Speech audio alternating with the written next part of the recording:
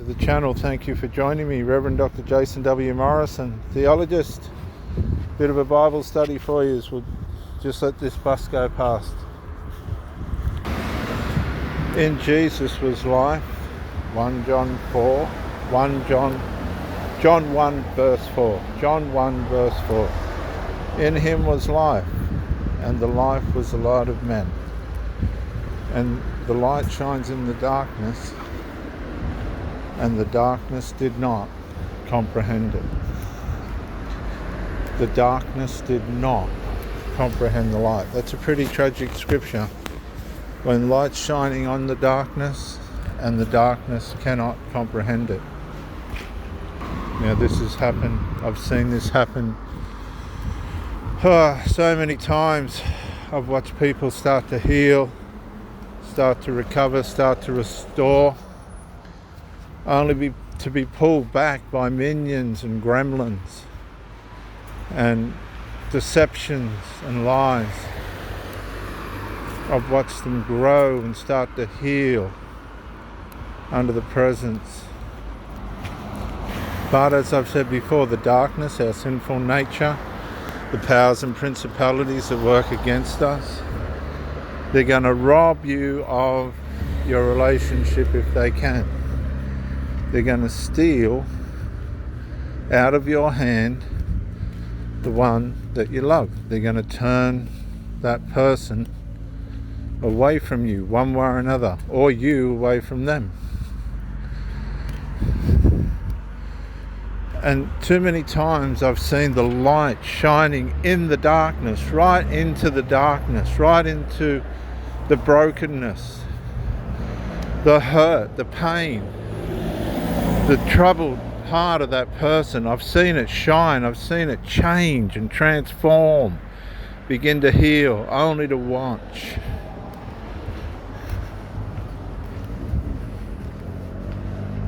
the minions and the gremlins pull that person back out of the light and back into the darkness, and you get tired. You try and tolerate the enemy working against you. You feel that everything's going to rise, and then the person will turn up pissed again. Oh, they're stoned again. Oh, they're on tablets again. Oh, they're angry again. Oh, they can't talk again. All the things that can come against you. Oh, they're not answering the phone. Oh, they're not texting back. I know I say the same things, but that's how it is today.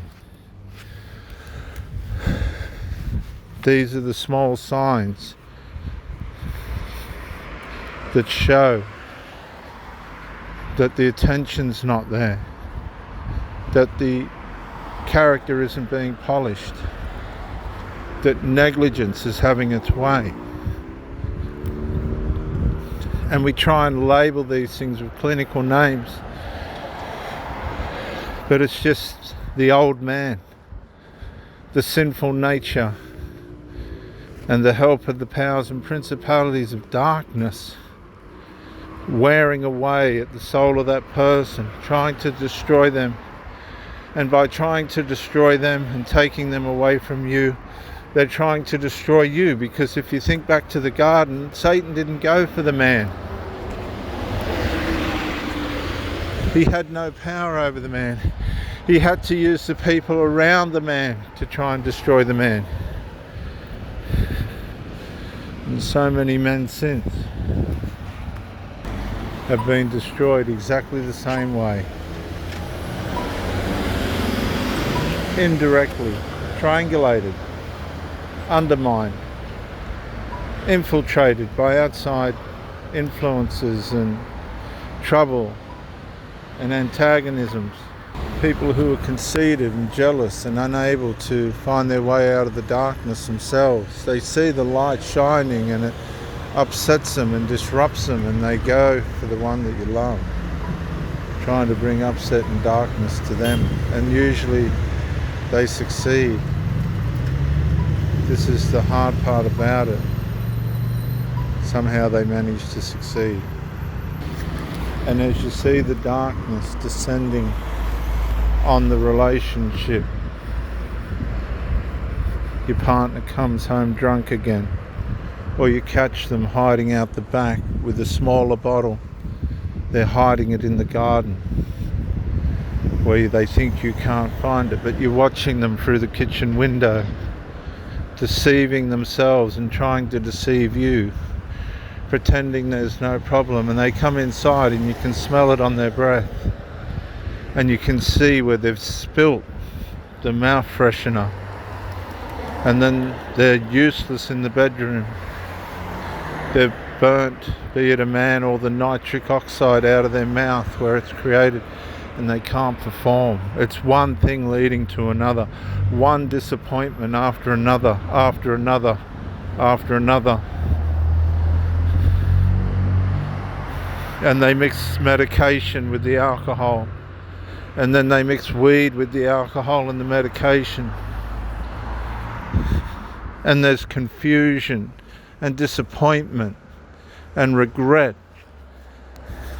and you just stay because it's convenient. You have the drug, that'll numb the pain, that'll fix the problem,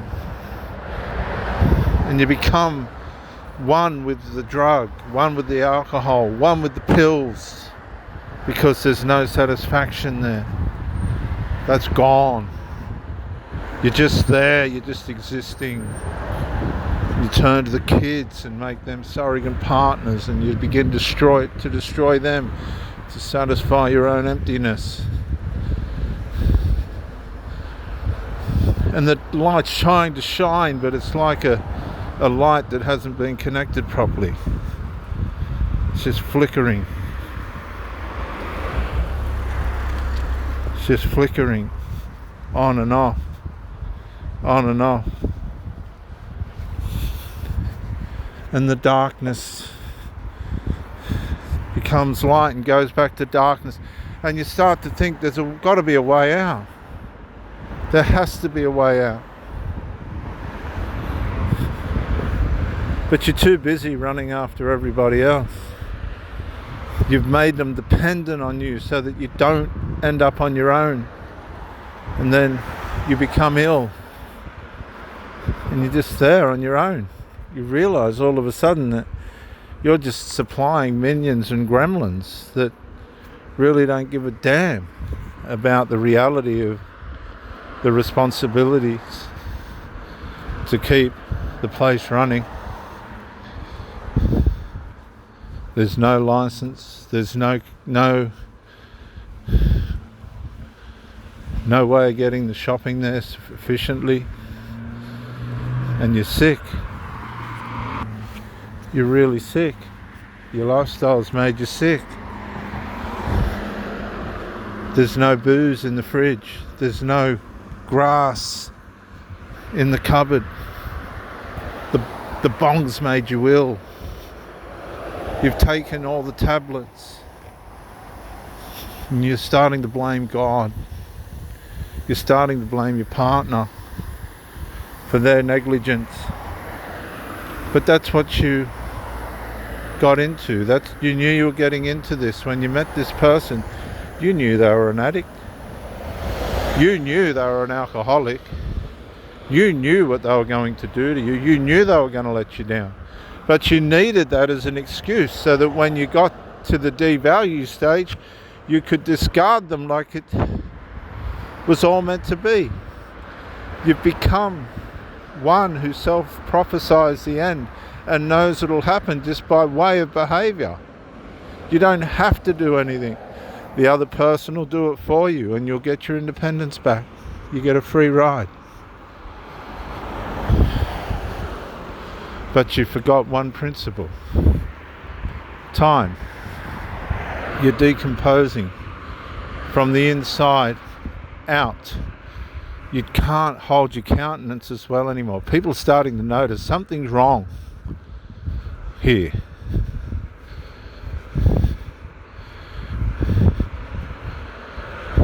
Your bodily functions start to swim. The coordination's just not there anymore. You faint, you fall. You hit your head, you're bruised. Another drink. Another fight. Another night of no sex. Another night on the lounge. Things just aren't going the way that it was supposed to go. All the money's been spent on alcohol and drugs. And you think you're doing a good job because you bought the kids some shoes and a fresh shirt for school. But that's not the point. The reality of the fact of the matter is most of the money's been spent on the habits and wasted on rent. You've had every opportunity to go beyond that and you decided not to. You prided yourself on the alcohol. You prided yourself on the drugs. And the light was shining in the darkness the whole time. You could have made that decision.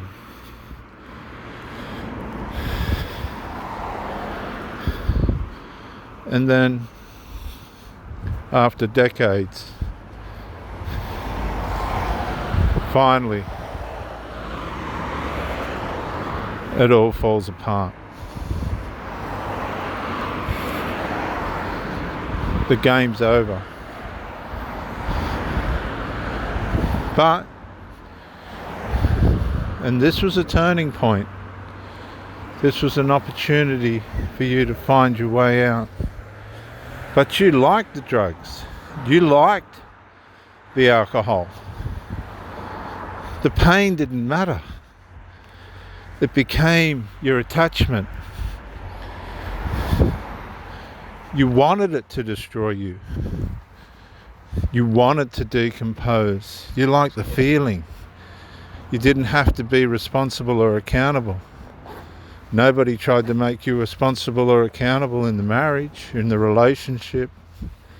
And that was really all you needed, was some guidance.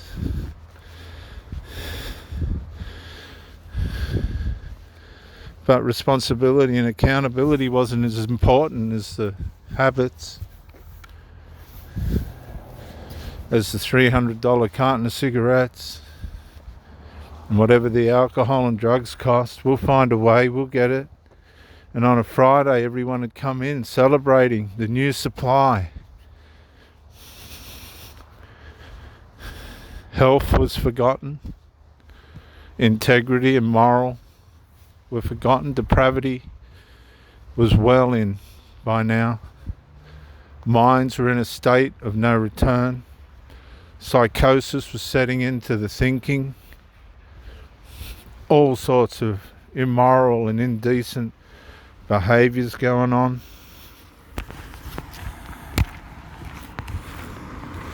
Without restraint. No restraint whatsoever. And everything starts to turn in on itself. Hatred, discontent, unrest, beguiling, betrayal.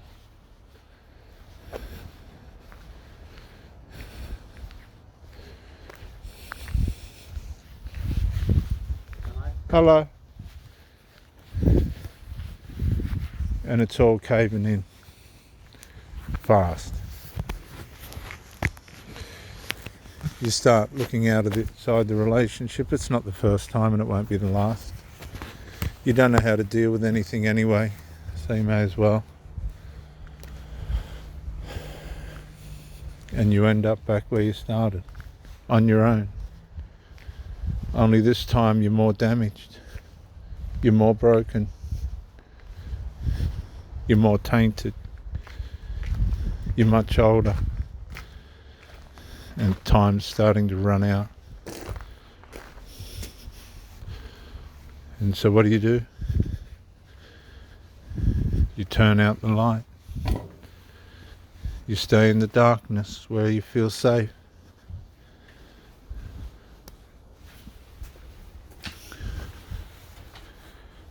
And you go round in a circle again. The light was there the whole time. But you chose not to let it shine on you. It was your choice. And those that were in the light, those that chose to walk in the light, as he is in the light, as the scripture says, they stayed together. They had fellowship with one another. They didn't mix it with drugs. They didn't mix their intimacy with immorality and other silly things like that.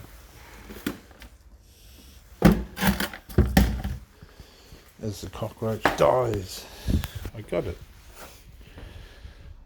Dirty cockroach. And these cockroaches come out from all sorts of places. And for some strange reason, your house is getting more cockroaches. And the light was shining the whole time. You just didn't accept it. You didn't want it. You didn't want the light. But it was there. The light shone in the darkness, and the darkness comprehended it not. And now we have to be accountable and responsible for the decisions and the choices that we made. Time's past now. We can't get it back. We can pretend. We've pretended for the last 2 or 3 decades. Why don't we pretend some more? And then sickness starts to overtake. Our lifestyle starts to betray us. And that, like those that went before you, the darkness starts to claim its debt. But the light was there the whole time. Reverend Dr. Jason W. Morrison.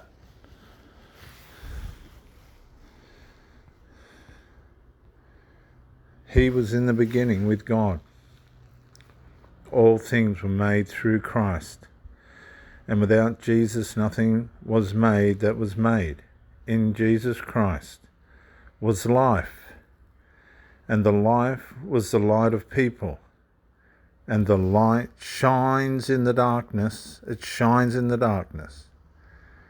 And the darkness did not comprehend it. Bye for now.